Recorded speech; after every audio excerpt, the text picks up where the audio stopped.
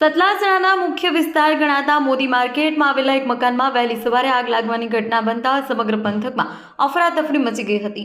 મોદી માર્કેટમાં કાર્યરત કોહિનૂર પ્રિન્ટિંગ પ્રેસના ઉપરના માળે આવેલા રહેણાંક મકાનમાં આગ લાગી હતી। સદનસીબે સ્થાનિક લોકોની તાત્કાલિક કામગીરીને કારણે કોઈ જાનહાનિ થઈ નથી। પાટણ જિલ્લાના સાંતલપુર પોલીસ સ્ટેશનમાં ફરજ બજાવતા 3 પોલીસ કર્મચારીઓએ દારૂ પીવાના આરોપસર ફરજ મોકૂફ કરવામાં આવ્યા છે। સોશિયલ મીડિયા પર વિડીયો વાયરલ થયા બાદ તપાસમાં તેઓ નશામાં હોવાનું સાબિત થતાં તેમની વિરુદ્ધ પ્રોહિબિશન એક્ટ હેઠળ ગુનો નોંધી કાયદેસર કાર્યવાહી હાથ ધરવામાં આવી છે।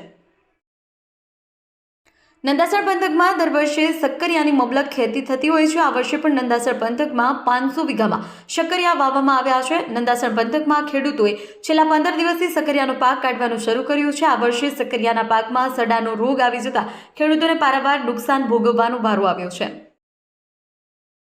રાજસ્થાનના એકમાત્ર હિલ સ્ટેશન અને પર્યટકોના માનીતા સ્થળ માઉન્ટ આબુમાં હાલમાં કડકડાટથી ભરી ઠંડીનો પ્રકોપ જોવા મળી રહ્યો છે। તાજેતરમાં થયેલા કમોસમી વરસાદ બાદ પવનની દિશા બદલાતા તાપમાનનો પારો ગગડી -4 ડિગ્રી સેલ્સિયસ સુધી પહોંચી ગયો છે, જેને કારણે સમગ્ર હિલ સ્ટેશન ઠંડુગાર બની ગયું છે અને જનજીવન પર તેની વ્યાપક અસર જોવા મળી રહી છે। બનાસકાંઠા જિલ્લાના ડીસા તાલુકા અને ગ્રામીણ વિસ્તારમાં છેલ્લા કેટલાક દિવસોથી ઠંડીનું જોર નોંધપાત્ર રીતે વધી રહ્યું છે। લઘુત્તમ તાપમાન ઘટવાને કારણે લોકો કડકડતી ઠંડીનો અનુભવ કરી રહ્યા છે।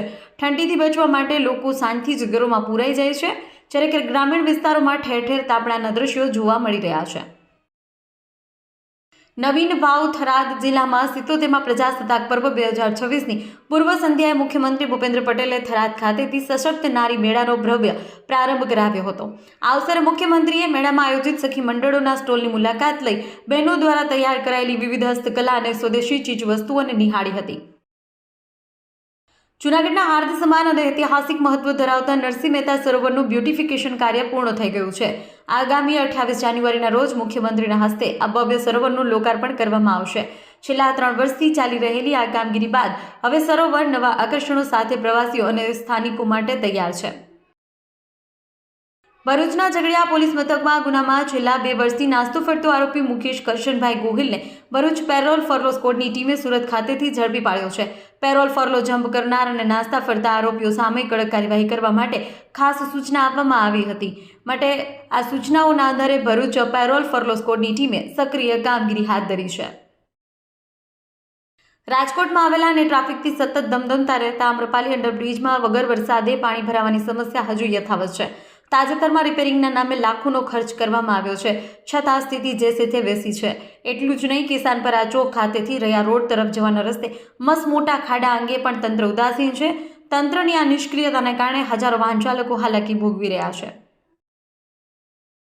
વિશ્વવિખ્યાત બનેલા રાજકોટના સિલ્વર મેન્યુફેક્ચરિંગ સેક્ટર પર હાલ મંદીનો ખૂબ મોટો માર પડ્યો છે। વૈશ્વિક જીઓ પોલિટિકલ ઇસ્યુના કારણે બુકિયન માર્કેટમાં સતત ચાંદીના ભાવમાં થતા વધારાથી આજે રાજકોટના નાના મોટા 1000થી વધુ કારખાના બંધ મૃતપાય હાલતમાં, એટલે કે પાછલા વર્ષમાં જે કામ કરતા એનાથી 5 થી 10% જ થઈ રહ્યું છે। રાજકોટના વેપારીઓએ ગુજરાત બહાર રાજસ્થાન, મધ્યપ્રદેશ, બિહાર સહિતના રાજ્યોમાંથી ચાંદીના દાગીના બનાવવા કામ મળતું હતું, જે પણ સાવ બંધ થઈ જતા રાજકોટની સામાકાંઠા વિસ્તારમાં આવેલી ચાંદી મેન્યુફેક્ચરિંગ યુનિટમાં હજારો કારીગરો બેરોજગાર બન્યા છે। દેશ અને દુનિયાના સમાચાર જોવા માટે અમારી ચેનલ MG લાઈવ ન્યૂઝને સબસ્ક્રાઇબ કરો અને બેલ આઇકોન પર ક્લિક કરો, જેથી રોજે રોજની અપડેટ આપને મળતી રહે। સાથે જ અમારું ફેસબુક અને ઇન્સ્ટાગ્રામ પેજને પણ ફોલો કરો।